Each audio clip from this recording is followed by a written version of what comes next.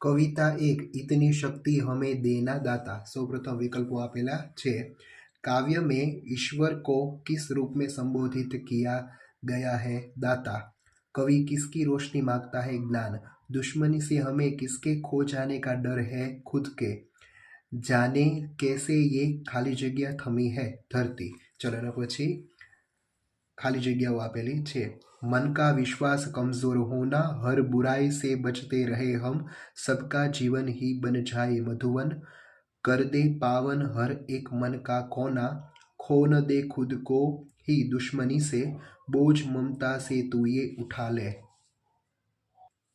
सही वाक्यांश चुनकर विधानों को पूर्ण कीजिए। भूलकर भी हमसे कोई भूल ना हो, हम सभी को खुशियों के फूल बांटे, ईश्वर की रचना का अंत नहीं होना चाहिए। ચાલો એના પછી પ્રશ્નોના જવાબ આપેલા છે। हमें कैसे रास्ते पर चलना चाहिए? क्यों? हमें नेकी के रास्ते पर चलना चाहिए क्योंकि इसी से जीवन में सुख और शांति मिलती है। आने वाला कल कैसा होगा? आने वाला कल बीते हुए कल से अच्छा होगा। हम ईश्वर से कैसी जिंदगी की कामना करते हैं? हम ईश्वर से भली जिंदगी की कामना करते हैं। हमारे मन में कैसी भावना नहीं होनी चाहिए? हमारे मन में किसी के बदला लेने की भावना नहीं होनी चाहिए। हमें किसके बारे में सोचना चाहिए? हमें दूसरों के बारे में सोचना चाहिए कि हमने दूसरों के लिए क्या किया है। हमारा मन पावन कैसे बनेगा? हमारा मन करुणा के जल से पावन बनेगा। कविता में कैसा जल बहाने की प्रार्थना की गई है? क्यों? कविता में करुणा का जल बहाने की प्रार्थना की गई है, उससे हमारा मन पवित्र बनेगा। किसकी रचना का अंत नहीं होना चाहिए? ईश्वर की बनाई हुई रचना का अंत नहीं होना चाहिए। निम्नलिखित प्रश्नों के उत्तर दीजिए। मन का विश्वास कमजोर होना, ऐसा कवि ने क्यों कहते हैं? लोग भगवान की शक्ति पर विश्वास करते हैं। वे मानते हैं कि भगवान दयालु है, सबका रक्षक है। आज दुनिया में अत्याचार और बुराई बढ़ते जा रहे हैं। कवि भगवान से प्रार्थना करते हैं कि ऐसे समय में वे अपनी शक्ति का परिचय दे ताकि लोगों का विश्वास कम ना हो। धरती पर हर तरफ क्या है? क्यों है? धरती पर हर तरफ जुल्म और बेबसी है। हर आदमी डरा डरा सा है। कोई ऐसी शक्ति दिखाई नहीं देती जो अत्याचारियों का सामना करे और उन्हें लोगों को सताने से रोके। हम जगत में क्या अर्पण करना चाहते हैं? क्यों? हम जगत में सुख, शांति और मैत्री भाव अर्पण करना चाहते हैं क्योंकि आज जगत में बुराइयां बढ़ रही है, जीवन में सुख शांति का अभाव है, लोग एक दूसरे से बदला लेने के लिए तत्पर है। इसलिए इस अशांत और दुखी जगत को हम सुख, शांति और मैत्री अर्पण करना चाहते हैं। हम सभी को क्या बांटना चाहते हैं? क्यों? हम सभी को खुशियों के फूल बांटना चाहते हैं क्योंकि अपने आसपास के लोगों को सुखी बनाना हमारा कर्तव्य है। उसके जीवन में कांटे होंगे तो उन कांटों की चुभन हम भी महसूस करेंगे। इस दर्द से बचने के लिए हम उन सबको खुशियाँ के फूल बांटेंगे। सबका जीवन ही बन जाए मधुवन का भावार्थ क्या है? मधुवन का अर्थ है वह बगीचा जिसमें सुंदर और खुशबूदार फूल खिले हो।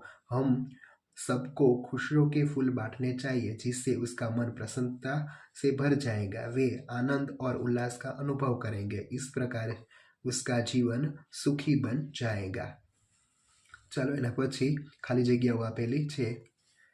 राधा पढ़ने में तेज है लेकिन खेल में नहीं। रोहित बहुत तेज भागा क्योंकि वह गाड़ी पकड़ना चाहता था। सुरेश को बुखार था फिर भी वह स्कूल गया। मैं समझता हूँ कि वह क्या कहना चाहता है। आप चाय पसंद करेंगे या कॉफ़ी? मैंने सुबह की पढ़ाई कर ली ताकि शाम को खेल सकूं। अध्यापक रुक गए और लड़के के बोलने की प्रतीक्षा करने लगे। विशेषणનો उपयोग કરીને वाक्य बनावવાનું છે। सुंदर, यह मूर्ति सुंदर है। 4, गाय के 4 पैर होते हैं। उसका भाई विदेश गया।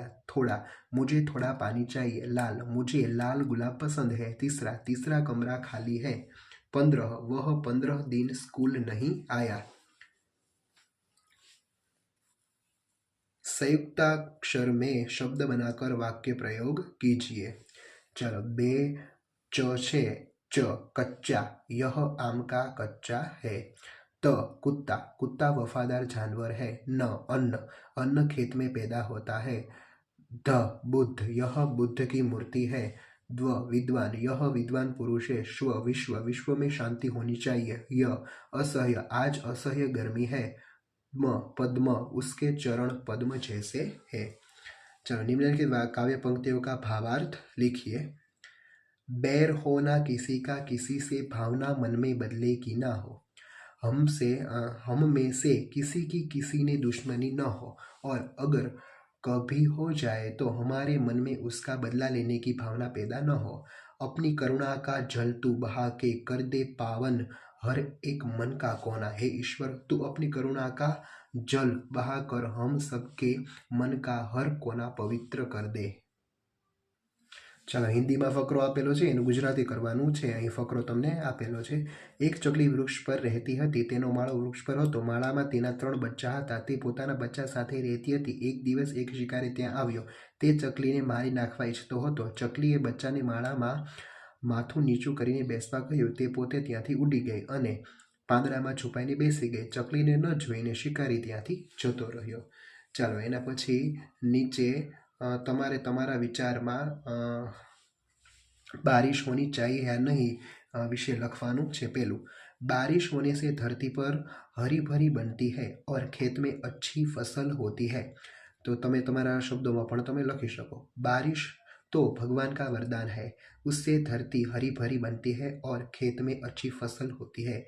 पानी के बिना तो हमारा जीना मुश्किल हो जाता है। पीने, नहाने, खाना बनाने और सफाई तथा खेती की सिंचाई के लिए हमें पानी यानी वर्षा की जरूरत पड़ती है। चलो बीजा आपेलो है कि बारिश होने से कीचड़ होता है, गंदगी फैलती है, बीमारियां बढ़ती है। एना विषय तमे शुं लखी शको ए तमारे लखवानुं।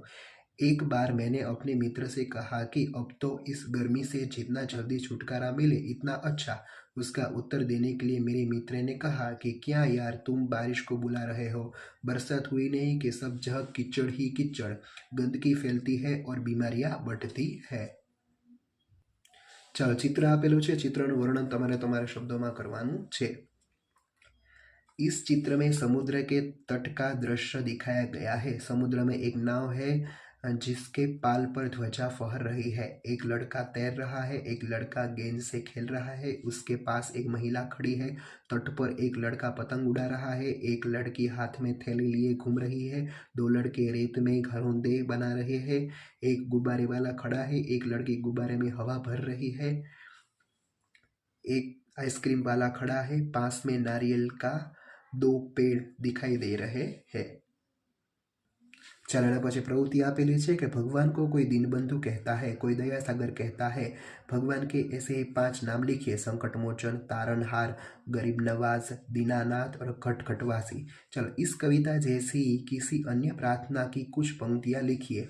मैं उन्मत्त प्रेम की लोभिन हृदय दिखाने आई हूँ, जो कुछ है बस यही पास है, इसे चढ़ाने आई हूँ। અહીં તમારું આ કવિતા પૂરી થાય છે। Thank you.